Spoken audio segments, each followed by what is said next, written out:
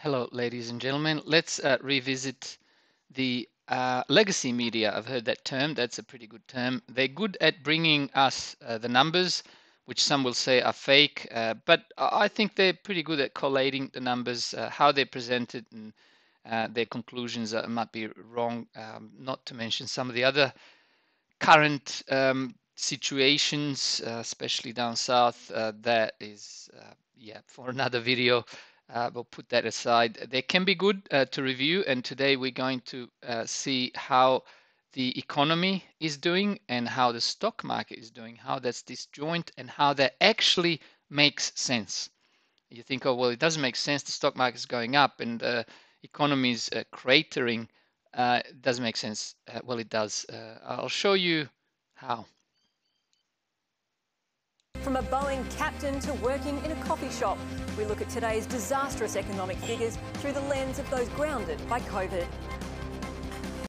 And how to get 1 million people back to work, we ask how Labor would tackle surging unemployment and underemployment.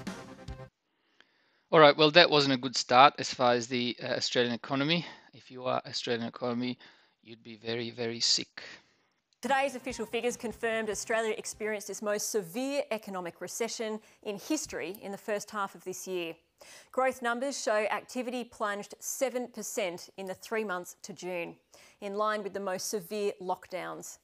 Consumer spending, which accounts for 56% of the economy, collapsed by 12% as the corona clampdown kept people at home.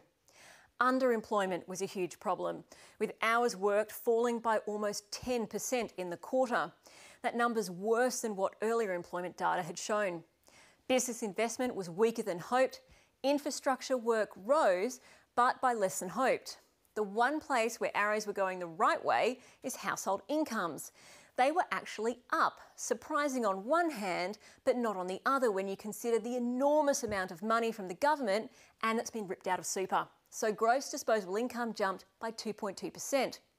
But it did little for the economy because households took that money and stuffed it in their piggy banks. Savings jumped a massive 19.8%. Another positive was company profits. They were up 15%. Meanwhile, workers received less than half of the national income for the first time since September 1959. For more on what all this means for workers, here's finance correspondent Philip Lasker. I mean, this is actually really good summary of what's going on. To be fair, they did say that the company profits did go up 15%. So see how all this dire situation that will blow up eventually, because all this is a sugar hit because of the artificially released funds, let's call it, and the stimulus. I mean, you got JobKeeper, Job Seeker, and superannuation being able to pull out superannuation money out, but they didn't get it to where they wanted it, which is in the economy. Instead, people just saved it or paid down their debt, and that in a debt-based society or debt-based system is never good for the economy. So this is all just going to come back to bite us. But it did give a little reprieve and a little shot in the arm for the, let's call it the economy, but the stock market, and see where the stock market's gone in the last 3 to 6 months. So this is a 12-month index of ASX 200, which is 200 largest Australian companies, and then the red line is the small ords index. So small ords outperformed the larger companies in the recent month or two.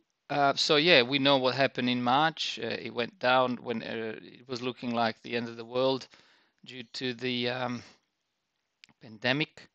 But this, to anyone kind of looking at charts, and me kind of being a complete amateur and looking at what other people are looking at, is looking like, I think, I'm pretty sure, a topping chart. It's gone up, it's run its course, it's probably just going to continue to do a parabolic kind of on the down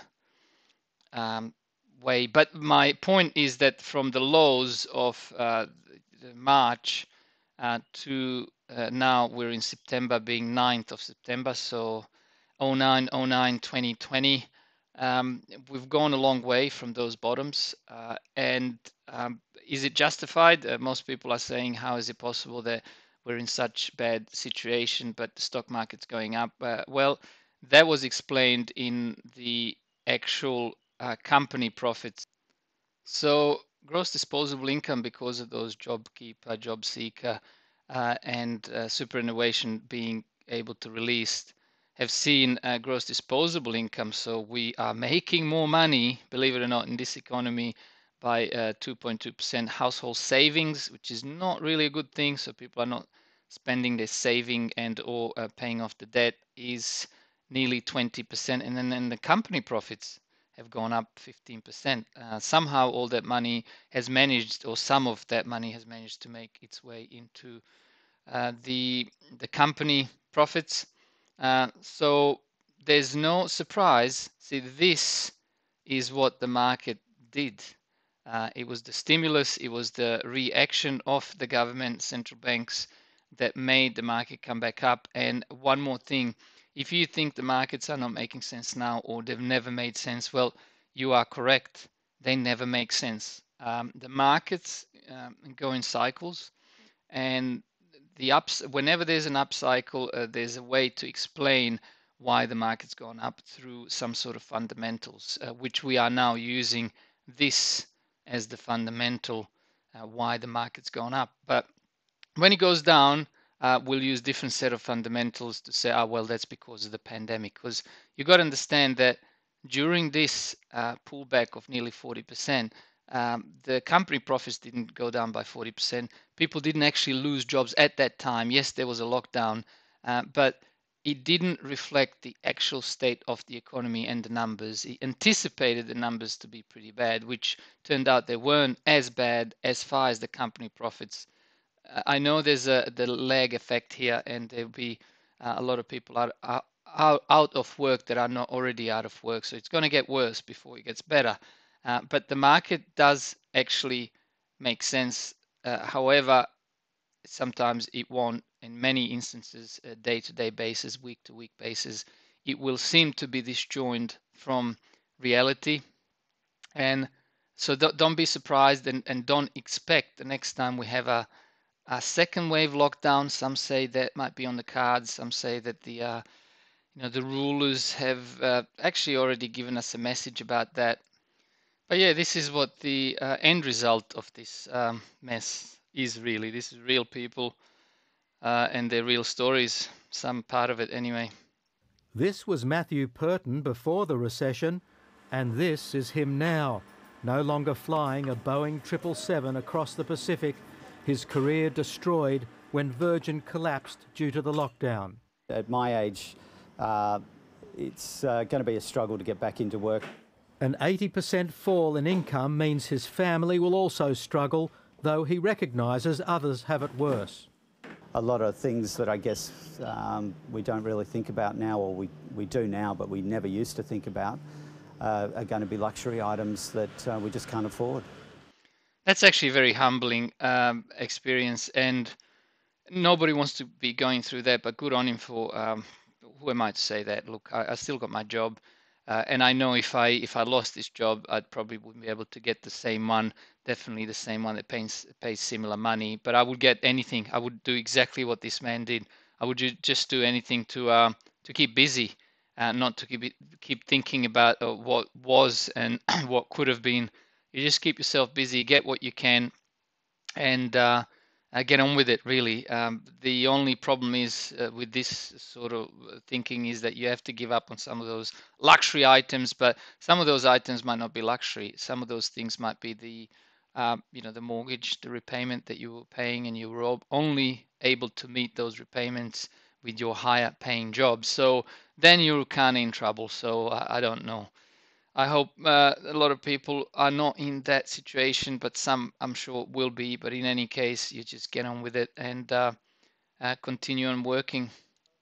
Household spending collapsed during the quarter like never before as businesses closed and industries were shut down. Business investment went south despite a massive boost of JobKeeper money. Propping up the economy was government spending and trade. So you can see very clearly the lockdowns and the impact that they had on activity. Savings increased massively because people were scared or couldn't spend on eating out, travelling or entertainment. In Western Sydney, restaurant manager and chef Tushar Patel says events in Victoria are still keeping his business on its knees. So that's why people are afraid. They are not coming out. The government admits Victoria's lockdown may have prolonged the national recession, so its plan to wind back support at the end of this month increases the economic risk. Yeah, that's not going to be good. So at the end of this month, which is September 2020 that we're in now, if they stop this support, who knows what happens. Now, one wise thing my mum actually said, which is, when you watch this legacy media and every day they tell you how many new cases, especially in Victoria, and deaths of the COVID there are, she said they should also tell us how many deaths of the other leading causes of disease and death are every day. So, they should say there's so many people that died from coronary disease, so many people caused by diabetes and that sort of stuff. And that would put things into perspective. They don't do that, right? Because they're not interested in that. That's some old news. People were always dying from eating too much fat and sugar and drinking all sorts of things, and that's just not interesting. That doesn't go towards the bad numbers that seemingly look like when not put in perspective. That's just a final thought. I'm not going to go any further, but again, I did not deny any of it. I am just saying if you put the number of deaths from COVID to the number of deaths of other things, including influenza and everything else, it would probably look a lot different and not as bad as it seems. And so it's not as bad as it seems. And as a conclusion, the markets will almost always not make sense at the time. Only in hindsight we'll say, well, that made sense. With that, thanks for watching. We'll talk again soon. Bye for now.